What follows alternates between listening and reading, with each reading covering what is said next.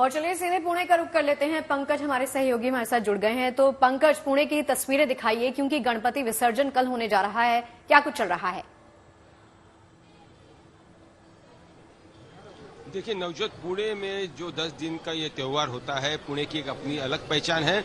और इस बार जो भीड़ उमड़ पड़ी है श्रद्धालुओं की, भाविकों की, वो देखने जैसी है।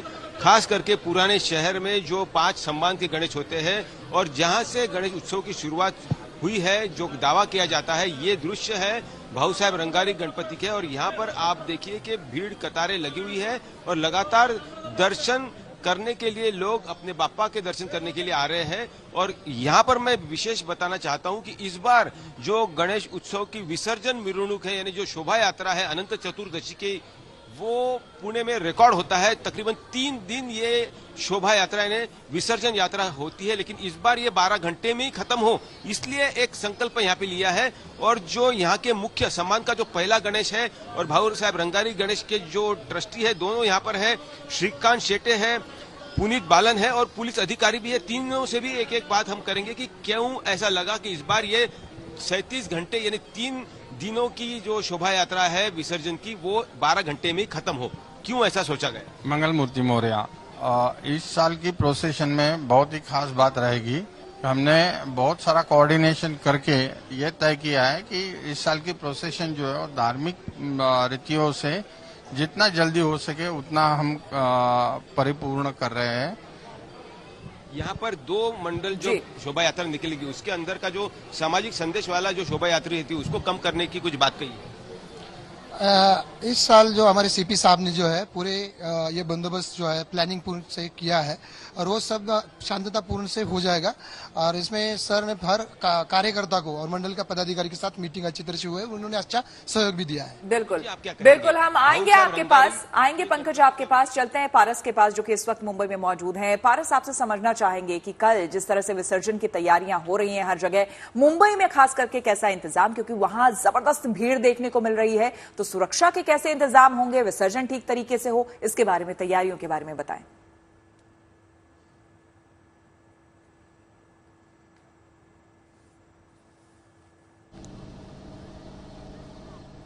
जी बिल्कुल, समग्र मुंबई समेत महाराष्ट्र में अनंत चतुर्थी के दिन जिस तरीके से भगवान श्री गणेश का विसर्जन किया जाता है वो देखने लायक होता है।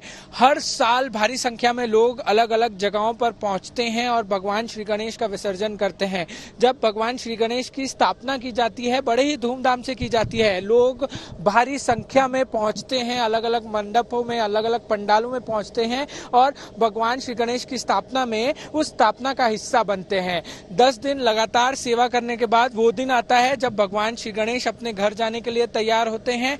लोगों की आंखें जरूर नम होती हैं, मगर ये खुशी भी होती है कि अगले साल फिर भगवान गणेश जो है उनके घर और बड़े बड़े पंडालों में पधारेंगे और उनको आशीर्वाद देंगे। ऐसे में मुंबई में विसर्जन बड़े ही धूमधाम से किया जाता है। अलग अलग पंडाल अलग अलग तैयारियां करते हैं। वहीं तैयारियों के अंतर्गत लोगों की सुरक्षा भी बेहद ज्यादा महत्वपूर्ण हो जाती है। हम मुंबई के गिरगांव चौपाटी इलाके में खड़े हैं, जहां पर हर साल लाखों की संख्या में लोग यहां पहुंचते हैं, गाजे बाजे के साथ, ढोल ताशे के साथ यहां आते हैं और भगवान श्री गणेश को अपने घर भेजते हैं। यहाँ पे उनका विसर्जन किया जाता है। वहीं तैयारियों के तहत यहाँ हर साल हजारों की संख्या में मुंबई पुलिस जो है वो चीजें करती हैं, तैयारियां करती हैं, लोगों को तैनात करती है। मुंबई पुलिस के हजारों जो लोग रहते हैं वो यहाँ मौजूद रहते हैं। अलग अलग जो आप वॉच टावर्स देख रहे हैं, वो वॉच टावर्स यहाँ पे बनाए गए हैं। वहीं जो रैपिड एक्शन फोर्सेस की टीम रहती है वो यहाँ पर तैनात किए जाते हैं।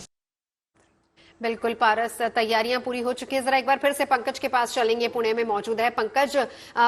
कल विसर्जन है, लेकिन उससे पहले कितनी संख्या में लोग पहुंच रहे हैं बप्पा के दर्शन करने के लिए?